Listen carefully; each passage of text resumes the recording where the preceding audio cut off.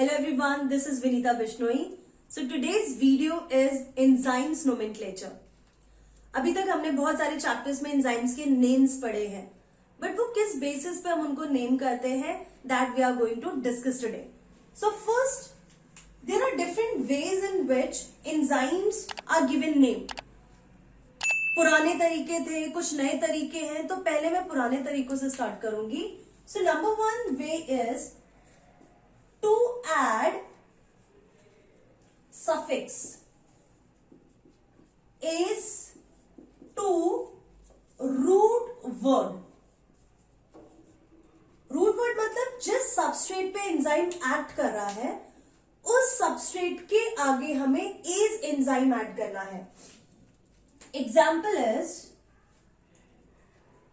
Maltose पे जो enzyme act करेगा हम उसको माल्टेज बोलेंगे. आपको ओएससी रिमूव करना है, so this is the root word and then you have to use is.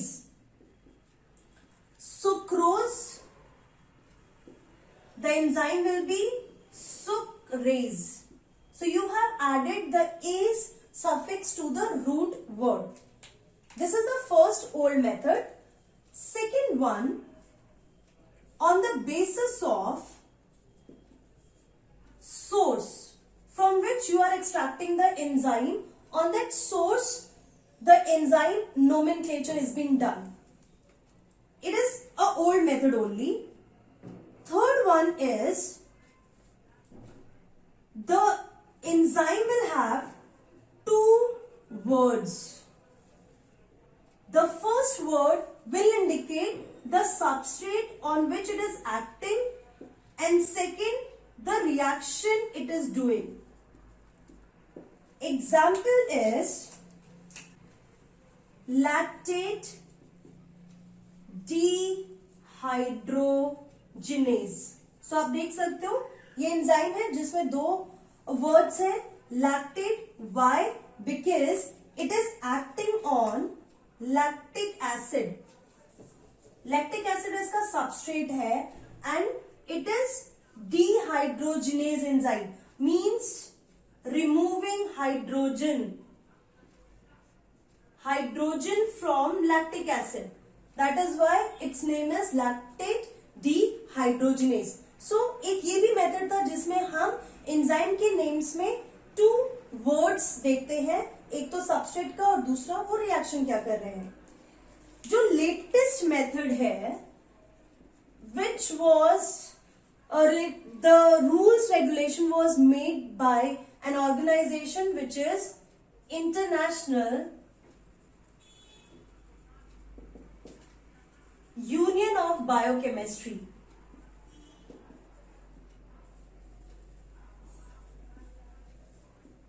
IUB. They have divided the whole enzymes into 6 groups. So we are going to discuss each group in detail. So number one group is oxidoreductase. As you can read it from the name, ये जो enzyme है, these enzymes will be involved in redox reaction.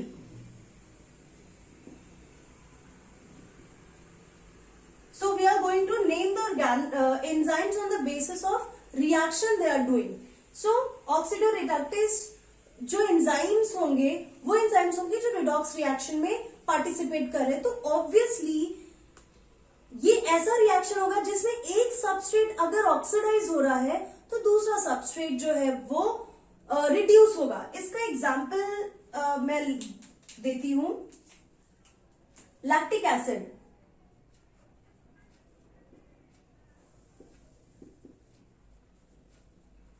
this is lactic acid and NAD. You will get acetaldehyde, CH3, CH2O, COH plus Na DH2. This is acetaldehyde. Now what you can see over here that this hydrogen is removed and it will going to add or it is going to accept by NAD. So यहाँ पे ये जो है ये oxidise हो रहा है, whereas NAD जो है वो रिड्यूस हो रहा है. Enzyme will be lactate dehydrogenase. इसमें और भी एंजाइम्स के नेम्स हैं like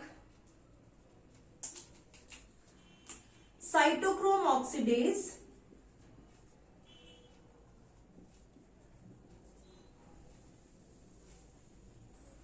succinate dehydrogenase. So this was the first group.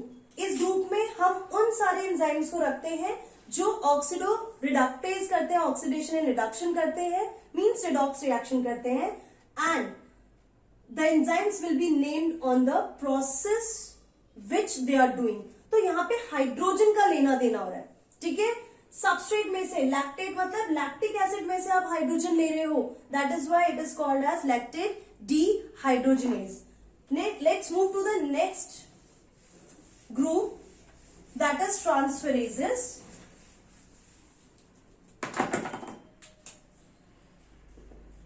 Transferase नाम से ही पता चलता है ये कुछ ट्रांसफर कर रहा होगा. इसमें glucose 6-phosphate, let me write it, glucose is having 6 carbon. Then ATP will come, adenosine triphosphate, hence we will get glucose 6-phosphate and ADP. What you are watching over here, that phosphate group जो है वो add हो रहा है glucose में. Glucose के 6th carbon पे phosphate group add हो गया. सो यहां पे ट्रांसफर किसका हो रहा है? फॉस्फेट ग्रुप का हो रहा है. That is why it is the enzyme which is involve here is transferases enzyme. Specifically जो एंजाइम फॉस्फेट ग्रुप ट्रांसफर करता है उसको हम काइनेज एंजाइम कहते हैं. अब आपको ये काइनेज वर्ड जहां पे भी आए, you have to understand that there is a transfer of phosphate group from ATP to the substrate. So यहाँ पे जो एंजाइम है वो हेक्सोकाइनेज है, क्योंकि जो काइनेज एंजाइम है वो फॉस्फेट किसको दे रहा है? हेक्सोज शुगर को. So you have to remember transferases जो है वो ग्रुप्स को ट्रांसफर करते हैं, चाहे वो कार्बन ग्रुप हो, फॉस्फेट हो, सल्फर कंटेनिंग ग्रुप.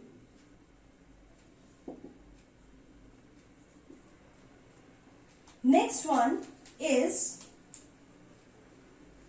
हाइड्रोलेजेस. ये वो एंजाइम्स होंगे जो हाइड्रोलाइसिस प्रोसेस. हाइड्रोलाइसिस का मतलब hydro means water and lysis means breakdown. Here in this process, with the help of water, any compound is broken down.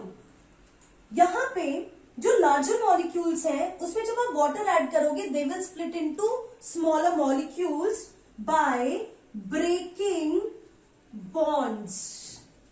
कौन सा bond? Covalent. तो बड़े मॉलिक्यूल्स के बीच में जो कोवेलेंट बॉन्ड्स है वो वाटर ऐड होने की वजह से ब्रेक हो जाएगा, and from larger molecule you will get smaller molecules. इसका एग्जांपल है माल्टोज. माल्टोज जो है यहां पे C6H12O11, this is the maltose. C12H22O11. आपने क्या किया? इसमें वाटर ऐड कर दिया. Because of that you will get 2 molecules of C6H12O6. सो इसके जो कोवलेंट बॉन्ड्स थे वो ब्रेक हो गए वाटर ऐड करने की वजह से, and you got 2 molecules of monosaccharide and maltose is a disaccharide. तो पहले ये डाइसैकेराइड है, and because you have added water into this reaction you got 2 monosaccharide. तो यहां पे जो एंजाइम एक्ट करेगा that will be maltase. So maltase जो है वो हाइड्रोलेजेस एंजाइम है. ऐसे ही एंजाइम्स के नेम्स है. जो डाइजेस्टिव एंजाइम्स होते हैं वो यही तो होते हैं. डाइजेस्टिव एंजाइम जैसे amylase, protease, lipase, sucrase. There are many example of this hydrolases enzyme. Now let's move on to the next group, that is lyses. Fourth type is lyses. Lyses ये भी हाइड्रोलेजेस की तरह ही होता है, बस difference ये होता है it will cleave without water. वहां पे आपने वाटर की हेल्प ली है और यहां पे विदाउट वाटर होता है. ये जो एंजाइम होता है it will break the bond between carbon carbon, carbon nitrogen, carbon oxygen, carbon sulfur, like that. It will break some specific covalent bonds without using water. इसका एग्जाम्पल है फ्रक्टोज 1,6-बिसफॉस्फेट. ये breakdown हुआ aldolase enzyme की वजह से into phospho 3-phosphoglyceraldehyde and dihydroxyacetone phosphate. आपने ये reaction देखा है ग्लाइकोलाइसिस में, चैप्टर नंबर ग्लाइकोलिसिस चैप्टर 14 में आप ये पढ़ेंगे. This is the first step, sorry this is first second fourth step of glycolysis cycle. So there glucose one six bisphosphate जो है इसमें 6 कार्बन है. एल्डोलेज एंजाइम की वजह से 3 कार्बन के 2 मॉलिक्यूल्स बने, smaller molecules but without water. Carbon carbon के बीच में यहां पे बॉन्ड ब्रेक किया गया है. फाइन. तो ये कुछ इस तरीके से होता है. सो ये क्लीव किया, उसके बाद हमको 2 मॉलिक्यूल्स मिले 3 कार्बन के. So this is lyases. Next one, fifth one is isomerases. Isomerases वो एंजाइम्स होते हैं जो पार्टिसिपेट करते हैं आइसोमर्स बनाने में. आइसोमर्स मतलब they will be having same molecular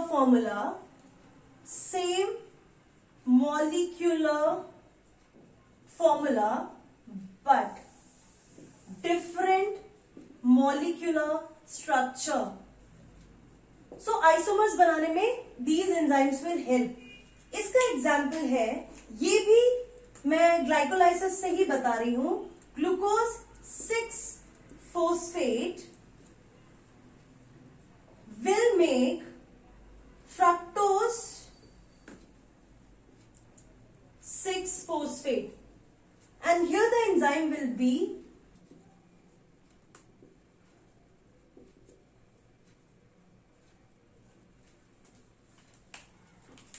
so this is glucose 6-phosphate. इसमें भी 6 कार्बन है, इसमें भी 6 कार्बन है. Formula is same, the difference is about the arrangement.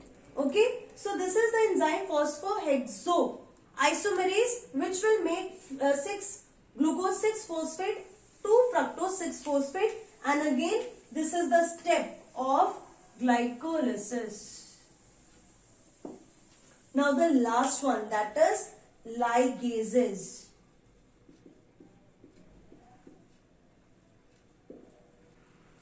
The last one, ligase, the 6th group.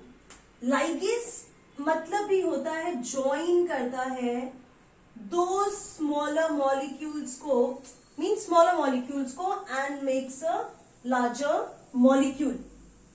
Ligase जो होते हैं, इसका एग्जाम्पल है phosphoenol pyruvate.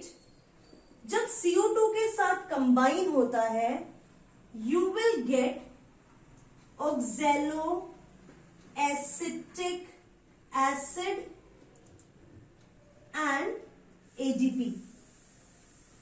This process is done by the enzyme phosphoenol pyruvate carboxylase. ये enzyme इस reaction को catalyse करता है। This is a part of C4 pathway. आप ये पढ़ रहे हैं या पढ़ रहे होंगे चैप्टर नंबर 13 में। C4 पाथवे का ये एक रिएक्शन है। इस रिएक्शन को करने के लिए जब हम इन दोनों को बॉन्डिंग करवा रहे हैं, ज्वाइन कर रहे हैं, for that you need energy. और वो एनर्जी कहां से आएगा? Hydrolysis of ATP।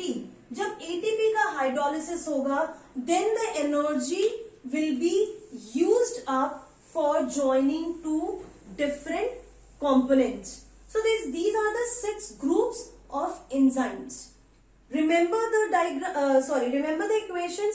जितना भी इसमें दिया हुआ है वो आपको पता होना चाहिए।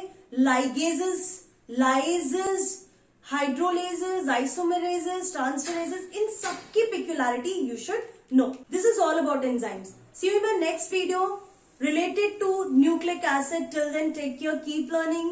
Don't forget to follow me on Instagram. See you soon. Bye.